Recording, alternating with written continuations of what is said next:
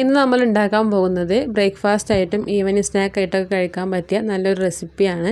ഗോതമ്പ് പൊടി കൊണ്ടാണ് ഇത് ഉണ്ടാക്കിയെടുക്കുന്നത്. വളരെ ഹെൽത്തി ആയിട്ടുള്ള റെസിപ്പിയാണിത്. അപ്പോൾ നിങ്ങളെല്ലാവരും ട്രൈ ചെയ്ത് നോക്കുക. നമുക്കിതെങ്ങനെ ഉണ്ടാക്കുക നോക്കാം. അതിനായിട്ടൊരു പാത്രം എടുത്തിട്ടുണ്ട്. ഈ പാത്രത്തിലേക്ക് 2 ഉരുളക്കിഴങ്ങ് ഉപ്പിട്ട് വേവിച്ചെടുത്തതാണ്. അത് നല്ലോണം കട്ടയൊന്നുമില്ലാതെ ഉടച്ചെടുത്തിട്ട് ഇതിലേക്ക് ഇട്ട് കൊടുക്കാം. ഇതിലേക്ക് ഒരു സവാള കട്ട് ചെയ്തിട്ട് അതും കൂടി ഇട്ട് കൊടുക്കുന്നുണ്ട്. കുറച്ച് മല്ലിയില കൂടി ചെറുതായിട്ട് കട്ട് ചെയ്തിട്ട് ഇട്ടെടുക്കാം. ഇനി ഇതിലേക്ക് ആവശ്യമായിട്ടുള്ള പൊടികൾ ചേർത്ത് കൊടുക്കാം. അതിനായിട്ട് 1/4 ടീസ്പൂൺ മഞ്ഞൾപ്പൊടി ഇട്ട് കൊടുക്കാം. 1/2 ടീസ്പൂൺ മുളക് പൊടിയും കൂടി ചേർത്ത് കൊടുക്കാം. ഇനി ഇതിലേക്ക് ആവശ്യമായിട്ടുള്ള ഉപ്പാണ് ഇട്ട് കൊടുക്കുന്നത്. ഇനി വേണ്ടത് ഗരം മസാലയാണ്. അപ്പോൾ 1/4 ടീസ്പൂൺ അളവിൽ ഗരം മസാല ഇട്ടെടുത്തിട്ടുണ്ട്. ഇനി ഇതിലേക്ക് ഒരു കോഴിമുട്ട പൊട്ടിച്ചൊഴിച്ച് കൊടുക്കാം. ഗോതമ്പ് പൊടി കൊണ്ടാണ് നമ്മളിത് ഉണ്ടാക്കിയെടുക്കുന്നത്. അപ്പോൾ അതിനായിട്ട് 1 കപ്പ് ഗോതമ്പ് പൊടി എടുത്തിട്ടുണ്ട്. പൊടി മുഴുവനായിട്ട് ഇട്ട് കൊടുക്കുന്നില്ല, കുറേശ്ശായിട്ട് ഇട്ടെടുത്തിട്ട് നന്നായിട്ടൊന്ന് കുഴച്ചെടുക്കാം.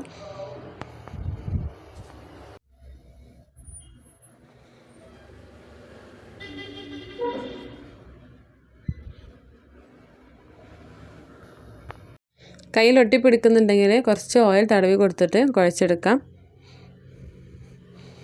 അപ്പോൾ നല്ലപോലെ കുഴച്ചെടുത്തിട്ടുണ്ട്. ഇതൊന്ന് പരത്തിയെടുക്കണം. അതിനായിട്ട് കല്ലിൽ കുറച്ച് ഗോതമ്പ് പൊടി ഇട്ടെടുത്തിട്ട് ഒന്ന് പരത്തിയെടുക്കാം.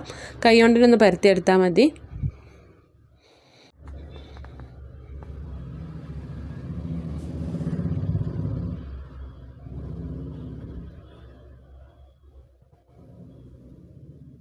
കുറച്ച് വലുപ്പത്തിലായിട്ട് തന്നെ പരത്തിയെടുക്കുക.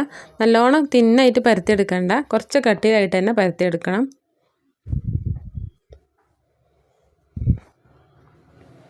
അപ്പോൾ ഇതേ ഒരു വലുപ്പത്തിലായിട്ടാണ് ഞാൻ പരത്തി എടുത്തിട്ടുള്ളത്. ഇനി ഇത് ഓരോ ചെറിയ പീസായിട്ട് കട്ട് ചെയ്തെടുക്കാം.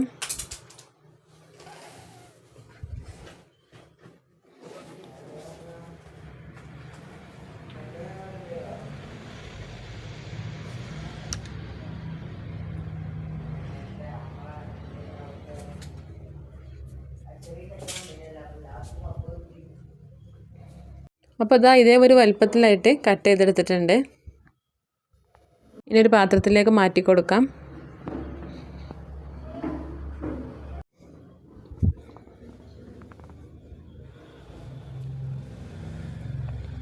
ഇനി നമുക്കിതൊന്ന് ഫ്രൈ ചെയ്തെടുക്കണം. ഫ്രൈ ചെയ്തെടുക്കാനായിട്ട് കുറേ എണ്ണയുടെ ഒന്നും ആവശ്യമില്ല, കുറച്ച് എണ്ണ മതി. നമ്മൾ മുക്കി പൊരിക്കുകയല്ല, ഇതേപോലെ പാനിൽ കുറച്ച് എണ്ണ ഒഴിച്ചെടുത്തിട്ട് അതിൽ വെച്ച് കൊടുക്കുകയാണ്.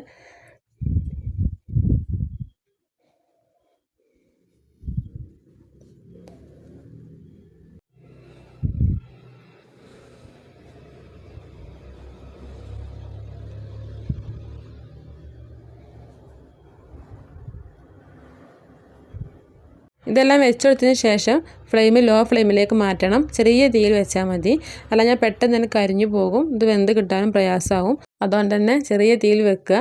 അടിഭാഗം ഒന്ന് മൊരിഞ്ഞ് വന്നാൽ ഒന്ന് മറിച്ചിട്ടെടുക്കാം.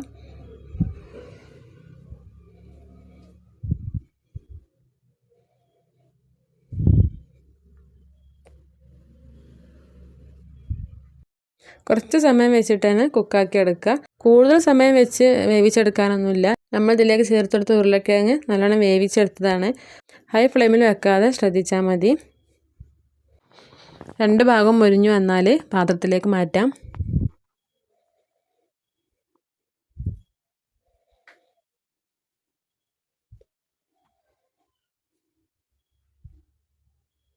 അപ്പോൾ ഇത് അത്രയേ ഉള്ളൂ. നല്ല ടേസ്റ്റാണ് ഇത് കഴിക്കാനായിട്ട്. നിങ്ങളെല്ലാവരും ഉണ്ടാക്കി നോക്കുക. രാവിലെ ബ്രേക്ക്ഫാസ്റ്റ് ആയിട്ടും വൈകുന്നേരങ്ങളിൽ സ്നാക്കായിട്ടൊക്കെ കഴിക്കാൻ പറ്റിയ നല്ലൊരു റെസിപ്പിയാണ്. കുറഞ്ഞ സാധനങ്ങൾ കൊണ്ട് തന്നെ പെട്ടെന്ന് ഉണ്ടാക്കിയെടുക്കാൻ പറ്റും. അപ്പോൾ വീഡിയോ ഇഷ്ടപ്പെട്ടാൽ ലൈക്ക് ചെയ്യുക, ഷെയർ ചെയ്യുക, സബ്സ്ക്രൈബ് ചെയ്യുക. അടുത്ത വീഡിയോയുമായി വീണ്ടും കാണാം. താങ്ക്